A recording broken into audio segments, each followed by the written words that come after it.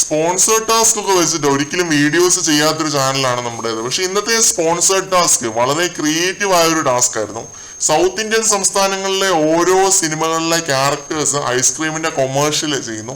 ആ രീതിയിലുള്ള ഒരു ക്രിയേറ്റീവ് പരിപാടിയായിരുന്നു. തെലങ്കാനയിൽ നിന്നും പുഷ്പ, കർണാടകയിൽ നിന്നും KGF, അതുപോലെ തമിഴ്നാട്ടിൽ നിന്നും വിക്രം, പിന്നെ കേരളത്തിൽ നിന്നും ഉസ്താദ് ഹോട്ടൽ. ഇതായിരുന്നു സിനിമകൾ. നോറ, ജാസ്മിൻ എന്നിവരായിരുന്നു ജഡ്ജസ്. അഭിഷേക്, ഋഷി എന്നിവർ തെരഞ്ഞെടുത്തത് ഉസ്താദ് ഹോട്ടലാണ്, കേരളമാണ്. സിജോ സായി കർണാടക, KGF ആണ് സെലക്ട് ചെയ്തത്. അർജുൻ നന്ദന സെലക്ട് ചെയ്തത് തെലങ്കാന പുഷ്പയാണ്. ജിൻഡോ, ശ്രീതു എന്നിവർ തെരഞ്ഞെടുത്തത് വിക്രവും തമിഴ്നാടുമാണ്. ഈ ഒരു ടാസ്ക് ആദ്യം ചെയ്തത് അർജുനും നന്ദനയാണ്. വയ്യാത്തൊരു പുഷ്പയും ശ്രീവല്ലിയും ആയിരുന്നു ഏറ്റവും മോശമായിട്ട് ചെയ്തത് അവരുടെ ടീമാണ്.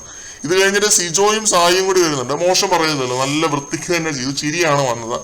മൂന്നാമത് വന്ന ടീം അക്ഷരാർത്ഥത്തിൽ ഈ ഒരു ടാസ്കിനെ വേറെ തന്നെ ഒരു ലെവലിലേക്ക് കൊണ്ടുപോയി എന്ന് വേണം പറയാനായിട്ട്.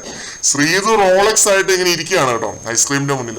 ഇതിലും നല്ല ഐസ്ക്രീം കാണിച്ചു തരുന്നവന് ലൈഫ് ടൈം സെറ്റിൽമെന്റ് എന്നൊക്കെ പറഞ്ഞിട്ട് ശ്രീതു ഇരിക്കുകയാണ്. അതൊരു സൈഡിലുണ്ട്. അപ്പൊ ഏജന്റ് വിക്രം വരുന്നു. എന്നിട്ട് ഐസ്ക്രീമിന്റെ ആ ഒരു ടബിൽ നിന്നും സ്പൂണില് ഐസ്ക്രീം എടുത്തിട്ട് വായിൽ വെക്കുന്നു. എങ്ങനെയുണ്ട് എന്ന് ശ്രീതു. നല്ലതാ എന്ന് ജിൻഡോ. എന്നിട്ട് ശ്രീതുവിന്റെ കയ്യിൽ നിന്ന് തട്ടിപ്പറിച്ച് മേടിച്ചിട്ട് തക്കിട്ട തത്തി തത്തി തത്തി BGM പാടാൻ തുടങ്ങുന്നു. അവിടെ തന്നെ മനുഷ്യൻ ചിരിച്ചുപോയി. പിന്നെ പുള്ളിയുടെ കണ്ണയിൽ പുള്ളി വരച്ചു വെച്ച ആ ഒരു സാധനമൊക്കെ അതായിരുന്നു ചിരി വരാൻ ഒരു മെയിൻ കാരണം. അവിടെ കൊണ്ടൊന്നും തീരുന്നില്ല. ഐസ്ക്രീം നല്ല ഇருக்கு അല്ല വിക്രം, ഐസ്ക്രീം നല്ല ഇருக்கு സർ എന്ന റോളക്സ്. ജഡ്ജിമാരും മറ്റുള്ള ടീമുകളും അടക്കം സകലരും ചിരിച്ചു മറിഞ്ഞൊരു സ്കിറ്റായിരുന്നു.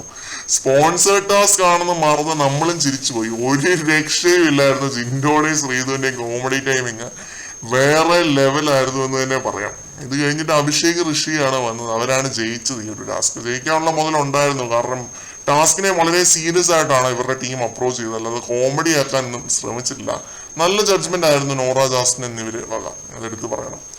പിന്നെ എന്തായാലും ശ്രീതുവും ജിൻഡോയും ഈ ഒരു ടാസ്ക് മൊത്തത്തിൽ തൂക്കി എന്ന് തന്നെ വേണം പറയാനായിട്ട്. എന്നുവെച്ചാൽ എന്റർടൈൻ ചെയ്യിപ്പിച്ച് തൂക്കി.